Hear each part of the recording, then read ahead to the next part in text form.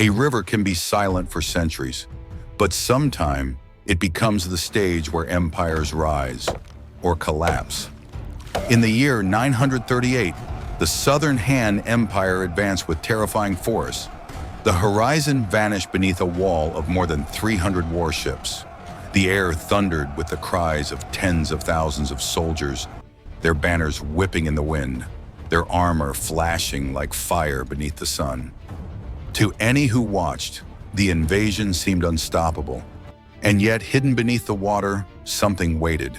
Not armies, not fortresses, but a design so precise, so ruthless, it could turn the river itself into a weapon. This would not be remembered as a clash of equal powers. It would be remembered as the day when a tide turned against an empire, and a nation was born from the depths of a single river. The Bach Dang River lies in the north of Vietnam, winding through marshes and tidal flats before pouring its waters into the Gulf of Tonkin.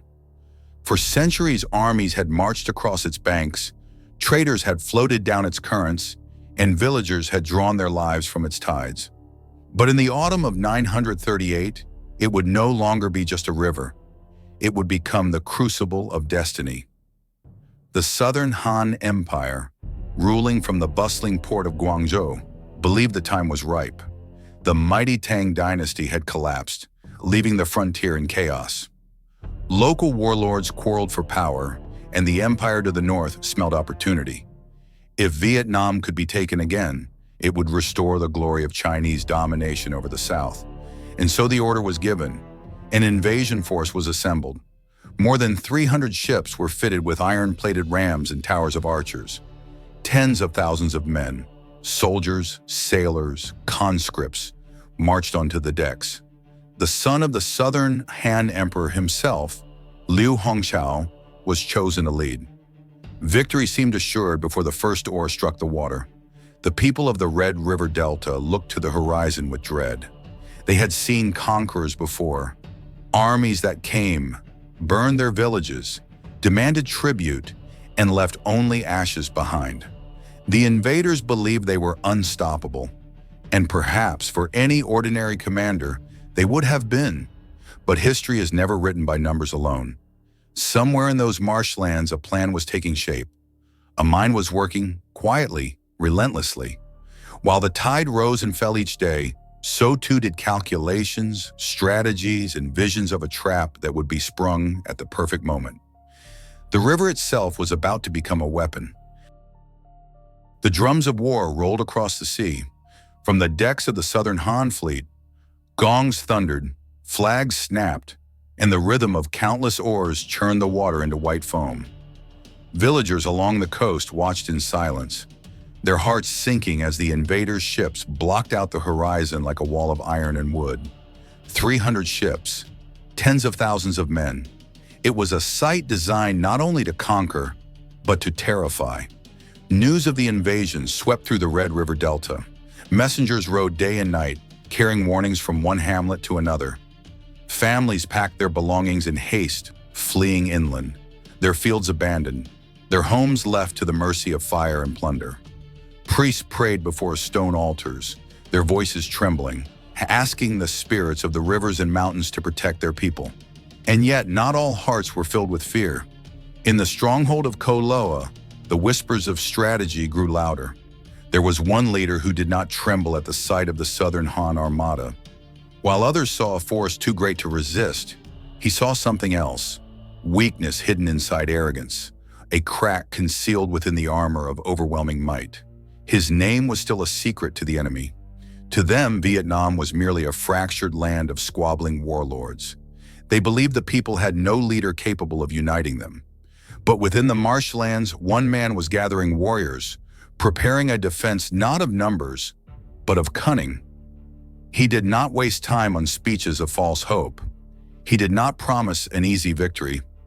Instead, he studied the river as if it were a living creature. He listened to the tides, marked the hidden sandbars, and envisioned the very moment when the invaders' arrogance would drag them into ruin. The Bach Dang, with its wide mouth and shifting tides, was no ordinary river. At high tide, its waters could swallow entire forests. At low tide, jagged rocks and muddy flats emerged like the bones of a drowned beast. In this merciless landscape, the commander saw an ally. The river itself would fight beside his men. So while the southern Han fleet pressed forward with drums and banners, believing that sheer force was enough, hidden work began along the riverbanks. Under the cover of night, men labored in silence. Great logs were carved into sharpened stakes, their tips hardened by fire. One by one, they were driven deep into the riverbed, invisible beneath the high tide, waiting like teeth for the enemy's throat. The people whispered of the plan with awe and fear. Some wondered if it could possibly work. Others believed it was madness, but the commander knew patience was stronger than panic.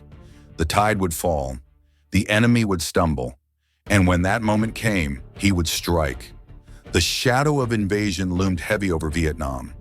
But in the silence between drum beats, a different sound began to rise, the heartbeat of resistance. The fleet of the Southern Han moved steadily southward, the great warships slicing through the waves like beasts of iron and wood. Their commander, Liu Hongkao, the emperor's son, stood proudly at the bow of his flagship. To him, this was not a battle. It was a coronation, a gift to his father's empire. He believed the land ahead was leaderless, its people fractured, its warriors too weak to resist. But as the fleet entered the mouth of the Bach Dang River, the air itself seemed to change. The wide waters narrowed into winding channels, where the tide rose and fell like the breath of some unseen giant. To those who had never sailed these waters, it seemed harmless. To those who knew, it was treacherous. Along the banks, hidden among reeds and forests, men watched in silence. Their spears glinted faintly in the morning light, their breath slow, their eyes fixed on the invaders. Orders had been given. Wait. Do not break formation. Do not reveal yourselves until the signal. And then, at last, the figure the people had whispered about appeared. A rider emerged on horseback, his armor plain but his posture unshakable. His eyes followed the tide as much as the enemy, as if measuring not just men, but the very rhythm of the river. This was Ngo Quyen. To his men, he was more than a commander. He was the mind that held the impossible plan together. He spoke quietly, his words carried by the wind to the officers around him. Patience. Let them come deeper. Let the river take them. Hours passed. The tide swelled higher, lifting the great fleet as it pressed forward. Southern Han soldiers laughed and jeered, confident in their numbers. The river seemed theirs. The day seemed theirs. But beneath the surface, the trap was already waiting. Hundreds of wooden stakes, charred at the tip, stood like an invisible forest beneath the tide. Their points angled upstream, ready to pierce the bellies of heavy ships. At high tide, they were invisible. At low tide, they would rise like fangs. Ngo Quyen watched the water creep higher along the riverbank. He knew the river's heartbeat better than any man alive. He knew that when the tide turned, it would fall swiftly, mercilessly, dragging the invaders into ruin. He raised his hand. His officers tightened their grips on sword and spear. Hidden drums waited for the signal. The stage was set. The Southern Han did not know it yet, but they were sailing not into conquest, but into the jaws of a river that had already chosen its prey. At first, nothing seemed unusual. The Southern Han fleet pressed forward, their drums echoing across the water. Soldiers leaned over the rails, mocking the silence of the riverbanks. Arrows were nocked, swords were sharpened, confidence swelling like the tide itself. But then, slowly, the water began to fall. At first, it was barely noticeable, a shift in the current, a subtle retreat from the reeds at the river's edge. Yet Ngo Quyen's eyes caught it immediately. The tide was turning. The river, his silent ally, had chosen its moment. Within the hour, the change became undeniable. The once deep channels grew shallower. The massive Southern Han ships, so heavy with soldiers and armor, began to scrape unseen obstacles beneath them. The current quickened, pulling their hulls against hidden teeth. A sound cracked through the air. wood splintering. One ship lurched violently, its belly torn open by the sharpened stakes rising from below. Water poured in. Panic erupted. Another crash followed, then another, until the river was filled with the screams of men and the grinding agony of ships impaled. The Southern Han fleet had sailed into an invisible forest of death. The wooden stakes, once hidden by the high tide, now emerged like the fangs of a predator. Ships toppled, rowers thrown into the churning water, their armor dragging them under. On the riverbank, Ngo Qian raised his arm high. His voice, calm and unshakable, carried over the chaos. Now! Strike! The silence of the waiting army shattered. Drums thundered. Horns blared. From the forests and hillsides, Vietnamese warriors surged forward. Fire arrows lit the sky, raining down on the trapped fleet. Small, swift boats darted from the shadows, ramming into crippled warships, their crews boarding with spears and blades. The Southern Han soldiers, once so confident, now found themselves trapped in a nightmare. With every heartbeat, the tide fell lower, the stakes drove deeper, and the fleet sank further into ruin. The mighty invasion force had become a slaughterhouse of its own making. The Bach Dang had turned against them. The Bach Dang was no longer a river, it was a graveyard. Flames roared across the water as burning arrows struck the decks of Southern Han ships. Smoke curled into the sky, blotting out the sun. The cries of drowning men mixed with the clash of steel and the pounding of war drums from the shore. In the midst of chaos, Liu Hongkao stood upon his flagship, his gilded armor flashing in the firelight. He shouted orders, demanding his men to fight back, to push forward, to break free of the trap. But the river did not obey him. The tide fell lower still, and with every heartbeat, more ships impaled themselves upon the wooden stakes. The great fleet that had once darkened the horizon now broke apart in panic. Commanders shouted conflicting orders. Rowers screamed as their oars snapped. Soldiers leapt into the water only to vanish beneath the weight of their armor. The pride of the Southern Han was being shredded before his eyes. Then came the moment that sealed their fate. A thunderous crack split the air as Liu Hongkao's own flagship shuddered violently. The hull tore open against the hidden stakes, water rushing in with unstoppable force. His guards tried to steady him, but the deck pitched steeply, throwing men into the raging current. Liu Hongkao's voice, once booming with arrogance, now strained with disbelief. He had been raised to think himself untouchable, the son of an emperor, born to conquer. Yet here, on this foreign river, he was nothing more than prey. The flagship tilted, the banners of the Southern Han dipping into the flames. A spear struck near his side. Arrows rained down.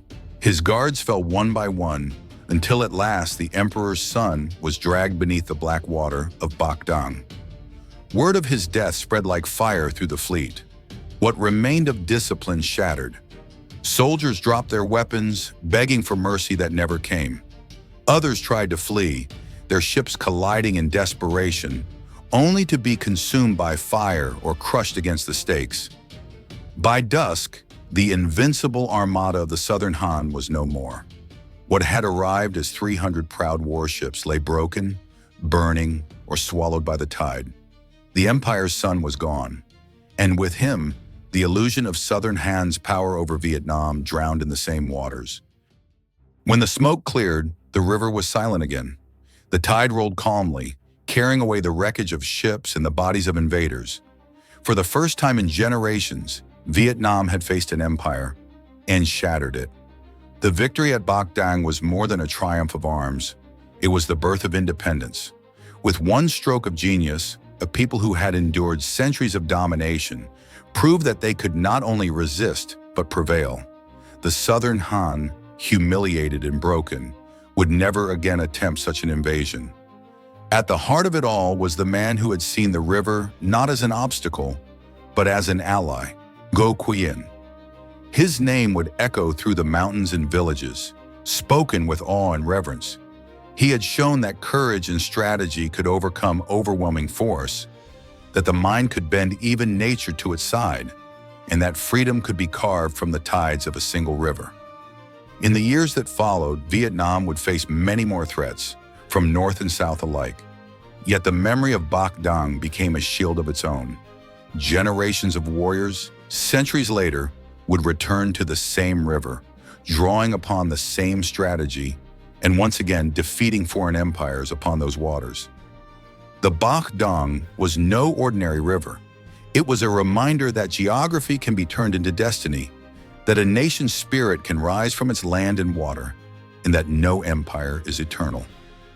And so, even today, the story endures. The mist still rises from the Bach Dang at dawn. The tides still shift as they once did. And in the whispers of the river, one truth resounds across time. That here in 938, a nation claimed its place in history,